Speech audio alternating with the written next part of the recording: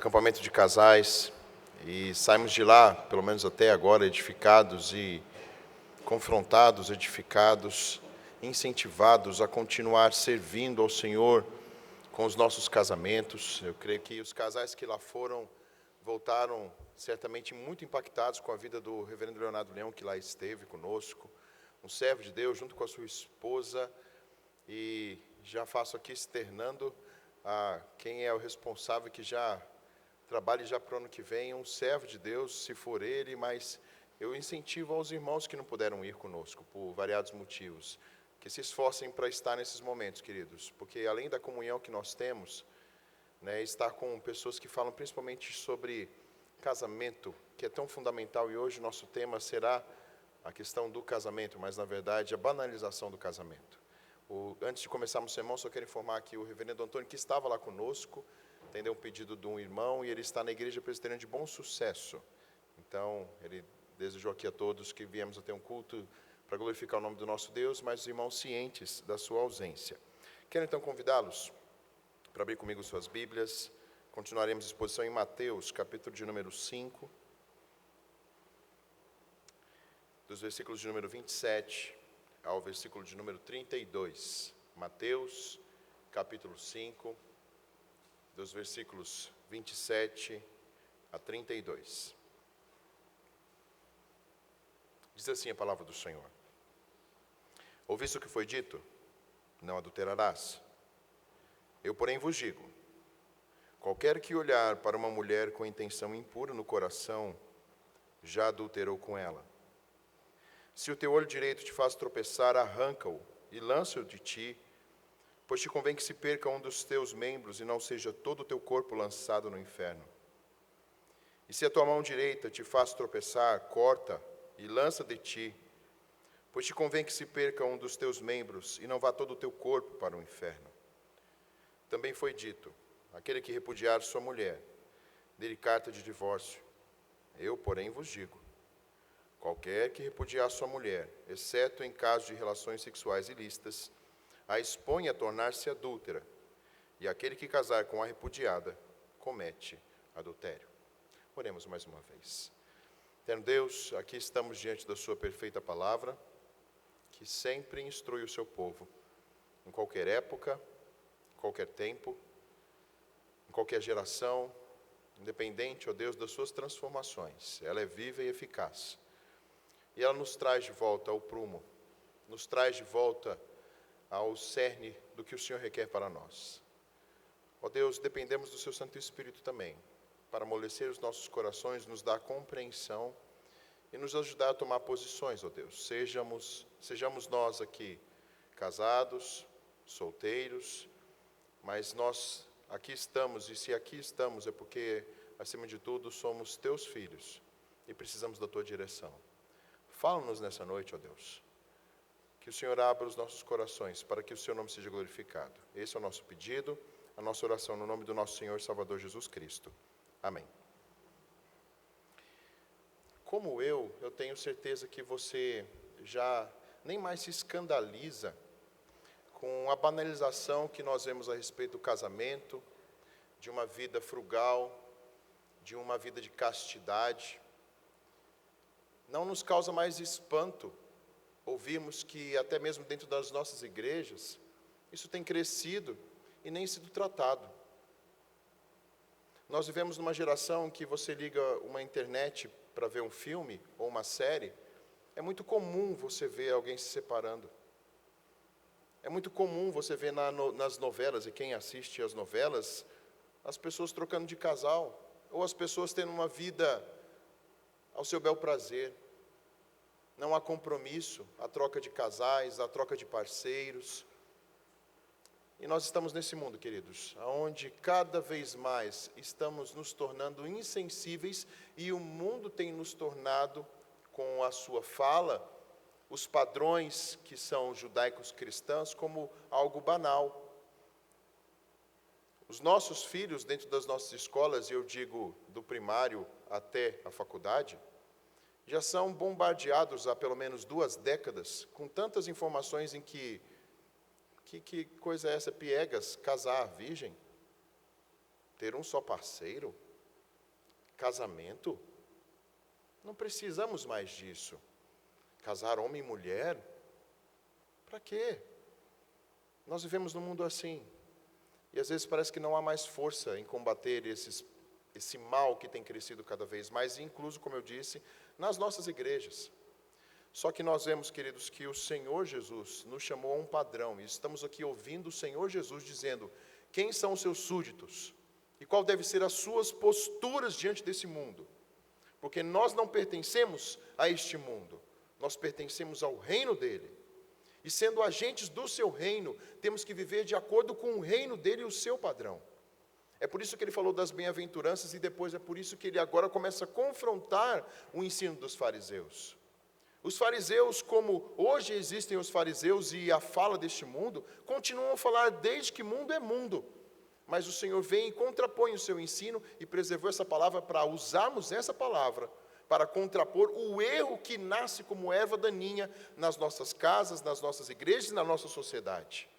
A palavra de Deus é fundamental para voltarmos a esse padrão perfeito, revisarmos a nossa vida, seja você jovem que está se preparando para casar, ou você tem uma vida de namoro, ou está vivendo no erro, como um casado a obter o padrão certo do que Deus quer para você. Os fariseus, eles estavam reduzindo o mandamento de Moisés. Ele que proibia o adultério, e eles só diziam que era o adultério físico, ou seja, eu não cometi um ato ilícito com uma mulher, então não caí nesse pecado. Mas, na verdade, a gente vai entender aqui hoje, no domingo, nesse sermão, que eles estavam anulando a lei e se esquecendo do espírito da lei, considerando somente o mandamento de forma isolada, e não dando ciência aos seus, na verdade, só dando ciência aos seus atos praticados, e se esquecendo que o Senhor Jesus amplia este mandamento, falando que a fonte do problema está no coração do homem. A lei mosaica, queridos, ele salientava a importância do coração, e é isso que Jesus tem falado aqui agora. Quando ele falou sobre o não matarás, não matar, ele diz, não é matar fisicamente. Se você profere algo contra o teu irmão, se você se ira contra o teu irmão, se você usa a sua língua para fofocar, você mata. Então ele expõe o cerne do coração. Ele expõe e quer ressaltar a verdade para que a lei seja esclarecida aqui nesse instante, para uma boa condução da vida. Nesse sermão, queridos, nós vamos entender algumas coisas. E é urgente entendermos isso, para continuarmos como crentes. Primeiro, entender a doutrina bíblica do pecado. É isso que Jesus aqui está expondo, a doutrina bíblica do pecado. Se eu não entender o que é pecado, queridos, se eu não entender que Deus detesta o pecado, eu simplesmente vou continuar a minha rotina de vida, difamando o nome do meu Deus. Nós vamos ver também hoje a necessidade urgente de mortificar esses pecados. E ao mesmo tempo, finalmente nós veremos as consequências em permanecer nesse pecado versus aquilo que Deus requer de nós e o que significa a união, o casamento, uma vida casta perante o Senhor. E é por causa de não compreendermos o pecado como meu primeiro ponto, é por isso que nós tanto falhamos e batemos tanta cabeça. Por não compreendermos o que é o pecado. É por isso que caímos como num lamaçal de inconstância, como John Bunyan, no seu livro Peregrino, diz a respeito do cristão que estava nos seus primeiros passos como num lamaçal, e ali caíra, porque não compreende aonde estava, e era necessário ajuda para retirá-lo dali. E por não compreendermos essa doutrina, estamos cada vez mais omissos ou afundados em pecados, talvez anos arraigados nesses pecados e não conseguimos nos livrar deles. A menos que nós tenhamos ideias claras a respeito da doutrina do pecado, jamais vamos entender o caminho da salvação. Jamais vamos compreender o evangelismo verdadeiro sem a doutrina do pecado, porque é necessário pregar as exigências da lei. É necessário conhecer a lei em sua profundidade. E queridos, se vocês acham que esse sermão é pesado, sim, ele é pesado, porque Jesus mesmo disse, você sabe o que significa negar-se a si mesmo? Toma a tua cruz diariamente e siga-me. O nosso Senhor Jesus Cristo usou de forma pesada, porque o seu reino, queridos, ele é para santos, e ele lá mesmo disse no finalzinho do versículo 20, que ele queria que os seus servos fossem melhor do que os fariseus e escribas, fossem santos como ele é santo. É por isso que ele aponta aqui o pecado. Então, queridos, nós vamos ver que o indivíduo foi levado aqui, estes homens, a conhecer a sua própria culpa e recorrer a Cristo, quando ele assim o fala. Então Jesus abre a sua boca para falar a respeito do pecado, para que as pessoas fossem ao seu encontro. Mas nós temos que conhecer essa doutrina, porque somente conhecendo a respeito do pecado que eu vou entender o que é a ideia de santidade. Porque o pecado é profundo, queridos. Ele está arraigado nos nossos corações. E nós amamos o pecado. E por amarmos o pecado, queridos, não conseguimos libertar dele. E se eu não conheço o pecado em sua profundidade, eu não vou conhecer o que é santidade na sua profundidade, porque santidade também envolve o coração, e não somente uma mera questão de conduta. Normalmente dizemos, vou apartar esta conduta, achando que aquilo vai me libertar do pecado. Não! Eu tenho que conhecer a profundidade do meu pecado. Isso requer, nós vamos ver aqui, trabalho. Eu não posso olhar somente para os meus feitos, tanto que Paulo diz lá em 2 Coríntios, examinai-vos a vós mesmos se realmente estáis na fé, provai-vos a vós mesmo. Então a verdadeira compreensão da doutrina do pecado nos leva então à absoluta necessidade de um poder maior em nós, maior que nós, na verdade, que nos liberte. Ou seja, eu vou olhar e sondar quão grande é o meu pecado, a ponto de dizer, Senhor, estou perdido. Eu não consigo me livrar deste pecado. É necessário um poder para me livrar dessa minha conduta. É necessário a ação do Senhor. Querido, se você flerta com o pecado e não tem tristeza por ele, acenda um sinal aí vermelho na sua mente. Porque o Senhor alerta sobre o que é o pecado e que é necessário nos livrarmos dele. E conhecer, queridos, a dimensão do pecado também, em contraponto, é conhecer a dimensão do amor de Deus. Porque quando eu conheço a dimensão do meu pecado, e eu clamo por resgate, aí sim eu passo a conhecer a dimensão do amor sacrificial do meu Senhor. Aí eu passo a conhecer a dimensão porque Ele veio aqui, porque Ele me libertou. É por isso então que Jesus leva os seus ouvintes a um exame profundo, neste relato que nós lemos nesses 5 versículos. Ele vai dizer então a sua lei, a lei mosaica, ouviste o que foi dito, não adulterarás. Ele lança agora a lei mosaica, mostrando qual é a lei do Senhor. E agora ele vai mostrar a profundidade do pecado. Ele aponta primeiro para a lei, dizendo, não foi dito isso? Não adulterem. Os pecados, queridos, eles são sintomas de algo que é profundo, o pecado.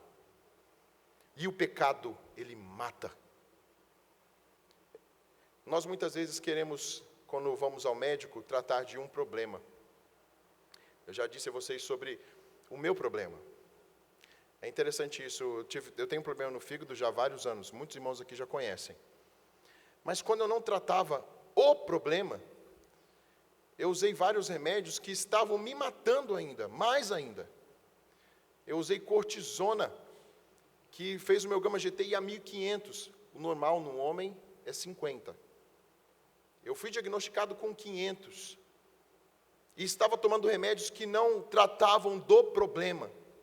Mas quando o remédio foi tratar do problema específico, diagnosticado, a solução veio e a restauração no fígado se tornou estável, normal. Então o problema do homem, queridos, é o pecado. Então Jesus aqui começa a ampliar o pecado, por isso que ele começa dizendo, eu porém vos digo, qualquer que olhar para uma mulher com intenção impura no coração, já adulterou com ela. Então, o que ele estava falando para os fariseus, e eu tenho falado para outros, queridos, não é simplesmente o ato de praticar o adultério, que você é culpado. Se você olha, se você deseja outra ou outro, porque aqui, queridos, eu falo a uma geração de homens e mulheres.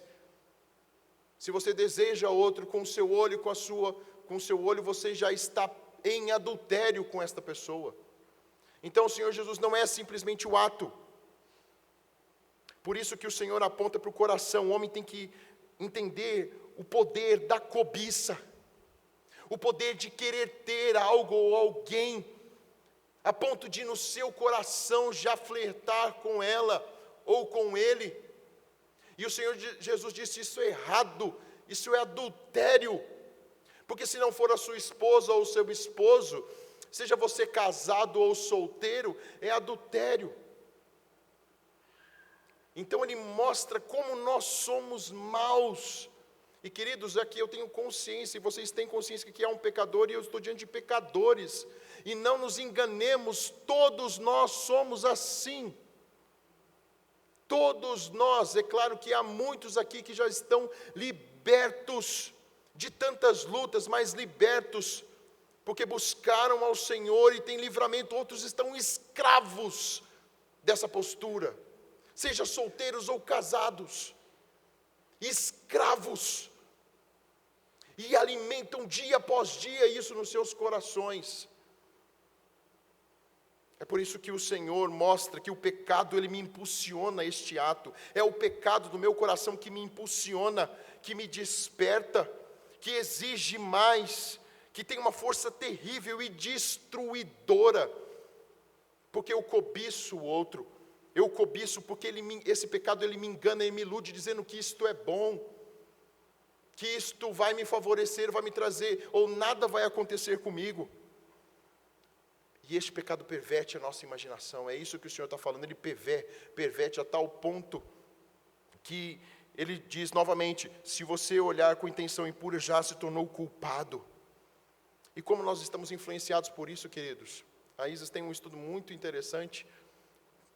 Não vou aprofundar aqui no estudo dela, mas como a nossa mídia, como o meio onde nós estamos, como eu disse na minha introdução, tem influenciado os homens. Como nós somos alimentados. É difícil, queridos, você ver um filme, uma série, é difícil você ver muita coisa nessa vida. Temos que ser criteriosos, e até mesmo, e aí a polêmica para quem é pai aqui, até mesmo em revista, quadrinho, já não há censura alguma. É normal um casal ter relação sexual, é normal traição, é normal a deturpação do que é casamento. É difícil hoje a nossa vivência, mas também era difícil ali, porque nós vamos ver que o Senhor mesmo disse: eles estão como ovelhas sem pastor. Havia um peso, havia imoralidade cercando o povo dele. Então, o Senhor vai mostrar o efeito do pecado.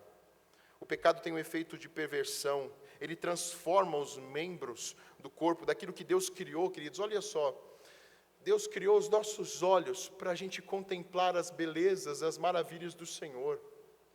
Deus criou os nossos olhos para nós olharmos para as coisas e glorificarmos ao nosso Deus. Mas agora os nossos olhos desejam e querem aquilo que não nos pertence, e de qualquer maneira. E se nós não possuímos com as nossas mãos, que se tornam também pecadoras, porque queremos ter, para satisfazer o nosso coração, nós pervertemos aquilo que Deus criou para a sua glória. Por isso, queridos, o pecado agora nos torna inimigos. E se a lei não existisse, imagine se a lei não existisse. Imagine se a lei que nós lemos aqui sobre não adulterarás não existisse. Queridos, se ela existe e hoje o homem a perverte, imagine se ela não existisse, como estaríamos como sociedade hoje? Como estaríamos? Portanto, como que Deus vê o pecado? Deus odeia o pecado. Romanos 6, 23, o salário do pecado é a morte. Então, nesse final de primeiro ponto, que é o mais longo, nós temos que conhecer o pecado na sua profundidade, e é isso que Jesus está expondo aqui nos seus 2 primeiros versículos. O pecado, ele destrói o homem. e nos faz sentir, e nós temos que sair, queridos, e ficar aqui nesses 2 versículos, que é isso que o Senhor está fazendo, e extremamente incomodados com essa prática. Incomodados a tal ponto de nos sentirmos vis, imundos e desesperadamente clamando por lavagem, por transformação. A dizer, Senhor, eu não posso, enquanto está sendo dito esse sermão, não posso continuar agindo assim. Eu não posso continuar vivendo uma vida assim. Porque o pecado desagrada o Senhor, porque o pecado tem uma consequência que é a morte. É por isso que o segundo ponto fala a respeito da mortificação do pecado. Como fazer morrer o pecado. Queridos, como eu disse a vocês, se você ler o versículo 27 e 28, você chegaria como eu coloquei aqui no meu sermão. Pronto, perdido eu estou. E agora? O Senhor quer santidade, mas eu olho para mim e não vejo nada de bom. Eu peco com os meus olhos e com os membros do meu corpo que Deus deu para a santificação. O que farei? Mas Jesus, Ele dá aqui aos seus ouvintes, a eles e a nós, a solução. O Senhor ansiava por ensinar e ao mesmo tempo mostrar a natureza do pecado, mas também a importância de tratar o pecado de forma radical. Para a gente entender os versículos 28 e 29, se você teve o privilégio de ir no mundo oriental, talvez você compreenda isso. A mão direita e o olho direito são tidos como nobres no mundo oriental. Se você for no Oriente Médio, você vai comer como o reverendo, agora fugiu o nome, Osni, estava aqui com a sua mão. E você tem que comer com a sua mão direita, porque a mão esquerda é para você se limpar. A mão direita é tida como nobre. É algo nobre. E eu não sei porquê do olho direito. Eu não pesquisei o olho direito, mas a mão direita já tinha pesquisado. Mas o olho direito era tido como nobre. E o Senhor Jesus está falando assim, você tem 2 coisas nobres, só que se te fazem pecar, arranca. Ou seja, é necessário, querido, se aquilo que é nobre, se aquilo que você usa está levando ao pecado, o que o Senhor Jesus está dizendo é, corta imediatamente esta postura da sua vida, mesmo que lhe custe caro, mesmo que seja a parte mais nobre da sua vida e útil, corte, se está levando você a cometer o adultério. Se a pessoa que está ao seu lado, você é uma pessoa que ainda não se casou, está cometendo adultério, corte o relacionamento. Porque Jesus é muito claro nos 2 versículos.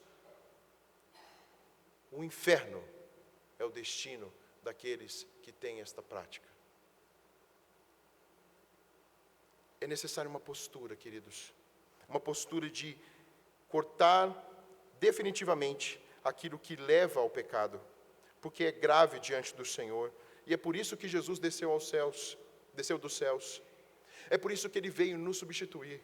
É por isso que Ele veio se tornar vexame, veio se tornar coisa horrenda, maldição no nosso lugar. Porque jamais nós, com os nossos membros, conseguiríamos nos apartar disso, mas Ele foi obediente em tudo. Ele cumpriu todo este mandamento para nos substituir na cruz. E Ele sim será a nossa força para nos apartarmos, não com a nossa força, mas com a força dEle, a nos apartarmos de posturas, sejam elas de faculdade, sejam elas de pessoas que me conduzem a pecar. Como eu disse lá no acampamento, em oportunidade que tivemos para conversar, Lloyd Jones diz assim, a coisa mais importante que eu preciso fazer nesse mundo, primeiro, é me preparar para a eternidade. E queridos, me preparar para a eternidade, muitas vezes requer, neste pequeno espaço de tempo, posturas radicais, para que eu não venha definitivamente escandalizar o próximo, que eu não venha pecar contra o meu Deus. Às vezes uma postura sua, querido, vai doer na carne, vai doer no seu íntimo, mas ela é necessária para que Deus seja glorificado. É por isso que eu devo odiar o pecado. Eu devo destruir, eu devo, como John Piper diz, eu devo declarar guerra hoje. Enquanto esse sermão é dito, eu devo declarar guerra contra o meu corpo, contra o meu eu. Eu devo declarar guerra definitivamente contra as minhas posturas que não glorificam meu Deus. Eu devo tomar atitude de guerra. John Piper diz assim que, eu já disse uma vez aqui no sermão, que na Segunda Guerra Mundial, na Inglaterra, eles foram bombardeados por vários anos, todas as noites pelos nazistas, todas as noites eles eram bombardeados. Como viver num ambiente onde se você sabe que toda noite vai cair bomba sobre a sua cabeça? Eles viviam em estado de guerra. O estado de guerra é que bem na costa, ali entre França e Inglaterra, haviam várias bases, vários radares, e eles anunciavam a todos, e todos tinham uma postura de guerra. Primeiro, a postura de guerra é que todos sabiam para onde deviam ir quando o inimigo estava chegando. Que eles acionavam os soldados para combater os aviões de locais estratégicos.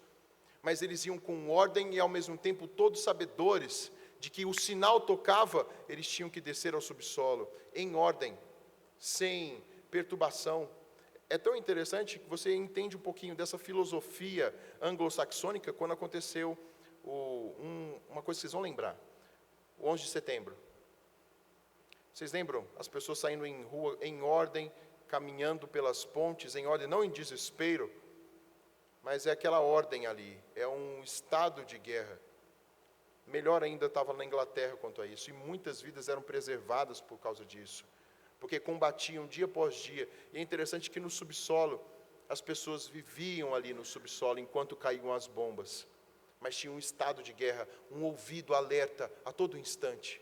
É isso que nós precisamos, e mortificar o pecado. Agora eu digo, como ficar alerta contra esse pecado? Como ficar sensível ao pecado, queridos? Como a gente ouviu lá no acampamento, tudo começa pela oração. Eu tenho que me voltar ao Senhor. Eu tenho que me quebrantar diante do Senhor. Eu tenho que expor o meu coração. Eu tenho que expor as minhas falhas ao Senhor, eu tenho que clamar ao Senhor por perdão, eu tenho que buscá-lo diariamente. Para ser sensível, eu preciso de ser sensibilizado pela sua palavra, todos os dias. Eu preciso recorrer àquele que me salva, àquele que me cura, àquele que me restaura. É por isso que o Senhor Jesus disse, sejam radicais, mas busquem a fonte. Então nós precisamos ter ambição por um coração puro, queridos. Você tem ambição por tantas coisas. E eu aprendendo um pouquinho sobre esse texto, essa palavra veio aos meus olhos, e eu fiz a pergunta, tenho eu ambição por um coração puro? Almejo ter um coração santo, puro, cada dia mais? Eu preciso então sondar o meu coração e dizer, estou eu satisfeito ou complacente com o estilo de vida que eu estou vivendo? O pecado dói. O pecado me traz aquele senso de nojo, de que estou afrontando o meu Deus. Então eu tenho que desejar a mortificação. É por isso que Paulo diz em Romanos, se vocês vivem segundo a carne, caminhais para a morte. Mas se pelo Espírito mortificardes os feitos no corpo, certamente vivereis. Tessalonicenses 5:22, abstende de toda forma de mal. Colossenses 3:5, fazei morrer a vossa natureza eterna. Não nutra a carne. Fuja das coisas da carne, alimente o Espírito, mas diga, Senhor, eu preciso de Ti. Senhor, eu preciso de forças para cortar aquilo que me impede em comunhão com o Senhor. De uma postura dentro do casamento ou como solteiro que desagrada o Seu nome. Por isso que Paulo diz em Filipenses 12, 2 de 12 a 13, desenvolvei a vossa salvação com temor e tremor, porque Deus é quem efetua em nós tanto querer como realizar segundo a sua boa vontade. O meu último ponto, queridos, é a consequência de permanecermos duros. Não é à toa que Jesus continua dizendo, também foi dito, aquele que repudiar sua mulher, dê-lhe carta de divórcio. Eu vos digo, qualquer que repudiar sua mulher, exceto em caso de relações sexuais ilícitas, a expõe a tornar-se adúltera. E aquele que casar com a repudiada comete adultério. Uma vida onde eu cedo ao meu coração e já começo a usar os meus olhos, não sendo grato pelo estado que Deus me deu, seja de solteiro casto, diante do Senhor, esperando o meu esposo ou a minha esposa, seja como casado, satisfeito com o casamento que Deus me deu, mas já flertando no meu coração, por causa de problemas ou N circunstâncias, que me afastaram do meu esposo ou da minha esposa, então eu estou cedendo o meu coração dia após dia, alimentando no meu coração, melhor seria estar naquela casa, com aquele marido, com aquela esposa, e começo a ceder o meu coração. O resultado é isso aqui. É um descaso tão grande, porque Jesus, eu vou explicar isso agora.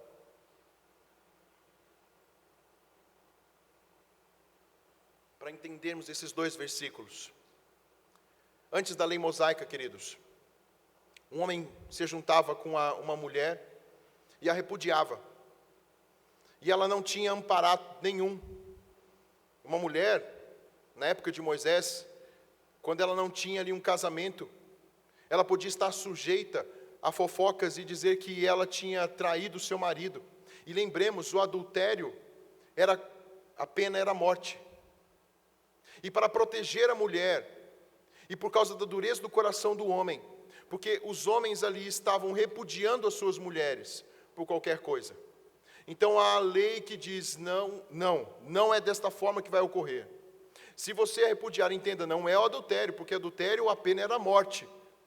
Ela recebe a carta de divórcio e ela vai ter um outro casamento, mas você não pode casar com ela depois se ela for repudiada de novo com ela, porque vocês estarão em adultério.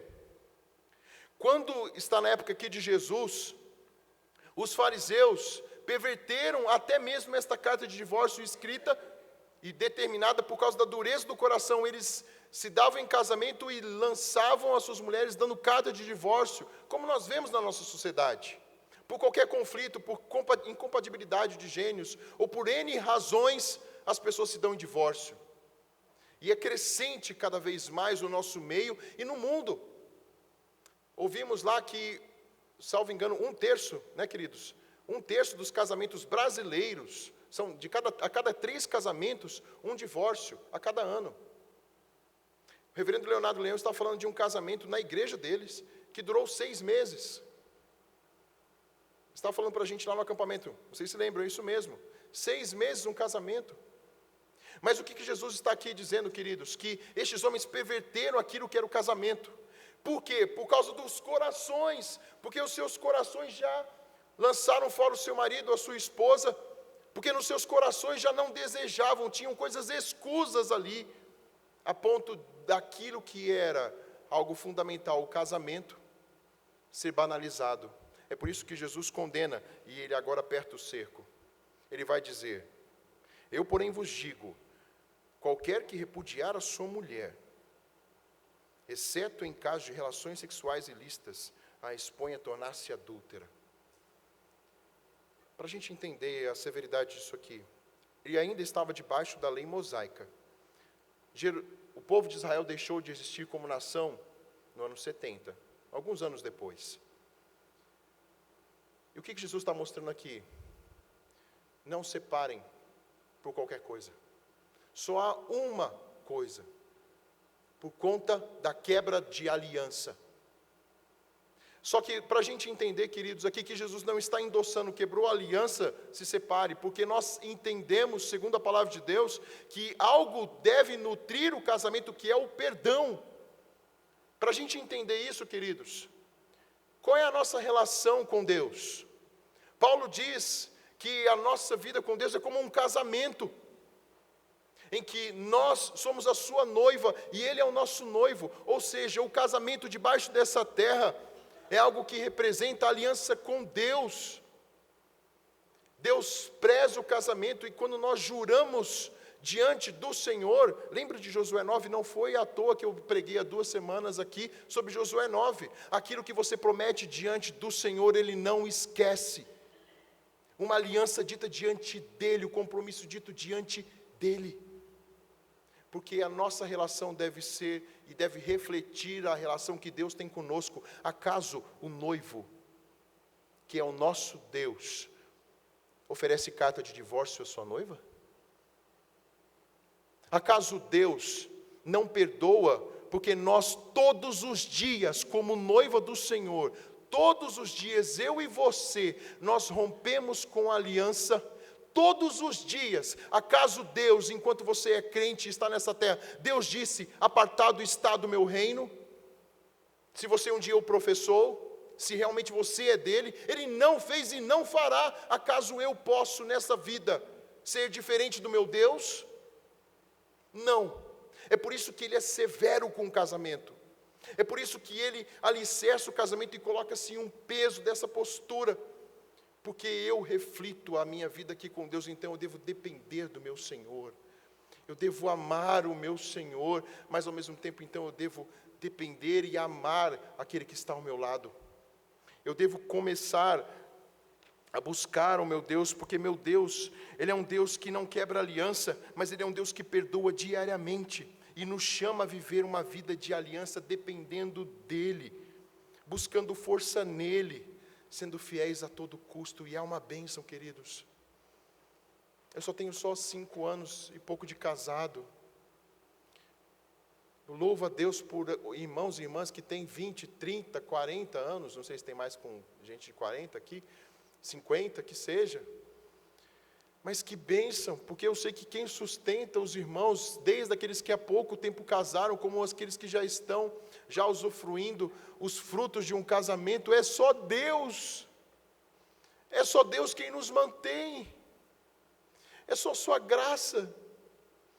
É Ele quem nos quebra num determinado momento, é Ele quem nos dá a beleza de um relacionamento, e é Ele quem nos fortifica, mesmo se o nosso cônjuge ainda não conhece ao Senhor, é Ele quem nos ajuda a ter forças de caminharmos e desenvolvermos e sermos um parâmetro de santidade para eles ou para os filhos, porque a beleza, queridos, daquilo que é dito diante do Senhor é fortificado pelo Senhor. É por isso, queridos, que nós devemos prezar o casamento. Nós devemos, queridos jovens, tomem decisões e posturas nas suas vidas. Parem de olhar para este mundo e desejar ter um relacionamento como este mundo. Olhem, meninas e homens que aqui estão solteiros. Olhem para si realmente a pessoa que você gosta, e se realmente você foi atraído por ela, tem vida com Deus. Olhe para si em primeiro lugar, se você tem vida com Deus. Se essa pessoa tem realmente uma vida com Deus, queridos, porque o casamento é uma coisa séria, e depois de tomado, não há como retornar diante de Deus. Mas eu digo a vocês, até aqueles que estão em lutas frequentes, um casamento no Senhor, mesmo com as lutas, a bênção, a graça, a melhor coisa é quando nós somos quebrados, o nosso eu é quebrado, nós somos esmiuçados para compreender a graça do Senhor e a glória do Senhor num casamento restaurado para a glória dEle. Porque aqui nessa terra nós estamos sendo transformados dia após dia à estatura do nosso Mestre. E o que é ser sal e luz para esse mundo é quando nós que somos pecadores e sabemos que aqui estamos, seja casados ou solteiros, e se aqui estamos sendo preservados ou preservados, é pela graça do Senhor, mas a diferença é que, na força do poder do Senhor, nós somos sal e luz para este mundo. Os nossos vizinhos, os nossos parentes estão olhando para os nossos relacionamentos, queridos.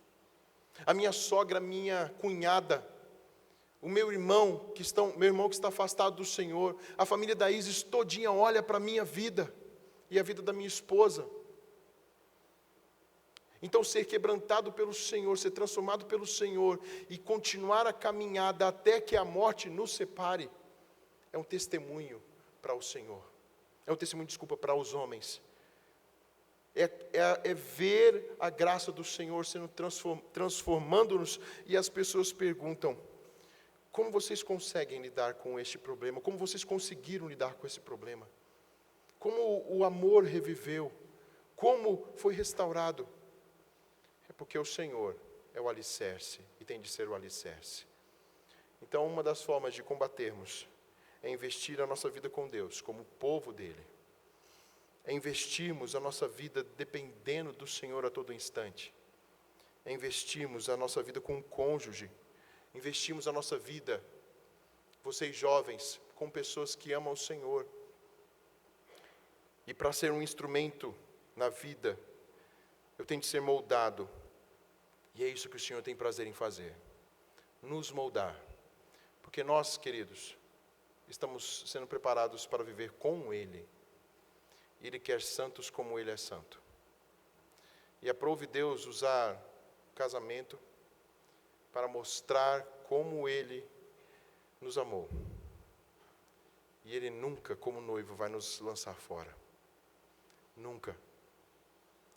Apesar dos nossos pecados, que pecamos todos os dias, até o final das nossas vidas, Ele disse que estaria conosco todos os dias. Todos os dias. E nem sequer um momento, na eternidade, daqueles que Ele escolheu, Ele pensou em lançar fora. Em nenhum momento. Em nenhum momento. Glórias ao nome dEle por isso. Vamos orar.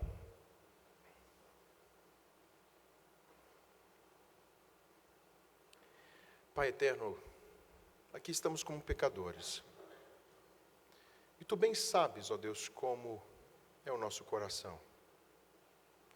Não podemos esconder nada de Ti.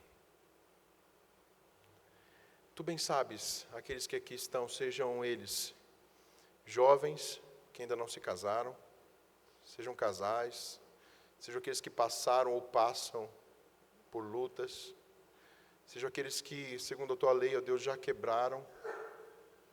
Mas aqui estamos diante do Senhor como pecadores, requerendo o Seu perdão.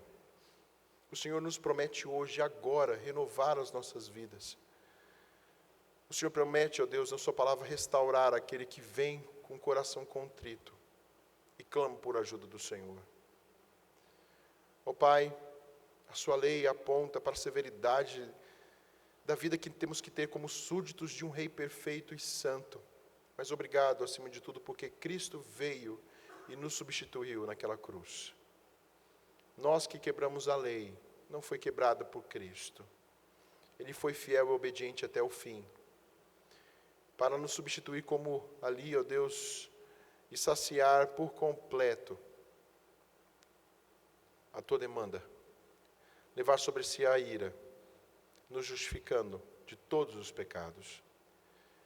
E o Senhor, ó Deus, prometeu estar conosco todos os dias, e Te louvamos por isso. Nessa noite, ó Deus, fomos confrontados, mas também saímos daqui esperançosos, de que o Senhor, ó Deus, cuidará dos seus, e apesar desse mundo caótico que nós vivemos, nos ajude a testemunhar do Senhor. Nos ajude a ser sal, ó Deus, limpa-nos como aquele sal que é limpo para ser restaurado novamente. Limpa-nos das impurezas, que da nossa boca, ó Deus, saia a fonte de luz para este mundo, para falarmos de que o Senhor restaura, de que o Senhor é fiel. Conduz os casamentos que aqui estão, ó Deus. Que possamos, na força do Senhor, continuar, ó Deus, lutando, fazendo o nosso eu ser mortificado. Lutar, ó Deus, se necessário for tomar posturas radicais, ó Deus, mas buscar o Senhor acima de tudo. Aos jovens que aqui estão, ó Deus, que muitos talvez estejam tentados ou já tenham caído em pecados, perdoa-os, ó Deus, e que eles possam tomar, ó Deus, decisão de um renovo, buscar ajuda do próximo. Os casais aqui também, porque nós não podemos ser mais um exército, ó Deus, que caminha sozinhos, precisamos caminhar todos juntos, sabedores que aqui só há pecadores, mas pecadores salvos por Cristo Jesus. Obrigado pela comunhão que o Senhor oferece para conosco. O Senhor jamais nos lança fora. E quando Cristo voltar, e se voltar agora, nos receberá, ó Deus, nos purificará por completo, seremos glorificados com corpos para a eternidade, e Ele nos receberá como noiva por toda a eternidade. Ó Deus, obrigado pelos cônjuges que o Senhor nos deu. Obrigado pelo marido, obrigado pela esposa que o Senhor nos deu. Porque, ó Deus, eles são pedras que trabalham e burilam as nossas vidas. São pessoas que o Senhor nos deu para amarmos. Dê, ó Deus, a estes jovens aqui que aqui estão, pessoas para, ó Deus, servirem juntos. Dê àqueles, ó Deus, também que têm os seus dons e talentos, não chamados ao casamento, a gratidão, ó Deus, que possam ser gratos nos seus corações, se preservarem de todo o coração, para servirem ao Senhor. E como teu povo, ó Deus, possamos andar em santidade, para o seu nome ser glorificado, dia após dia, e temos prazer nisto. Ó Deus, leve o seu povo com paz para os seus lares, com a graça do Senhor. É o que pedimos e agradecemos no nome do nosso Senhor Jesus Salvador. Amém. Recebei a bênção, irmãos. Que a graça do nosso Senhor e Salvador Jesus Cristo, que o amor eterno do nosso Deus e Pai, que as consolações, o poder, a alegria, a restauração que vem do Santo Espírito de Deus estejam sobre vós, meus irmãos e irmãs, hoje e para todos sempre. Amém.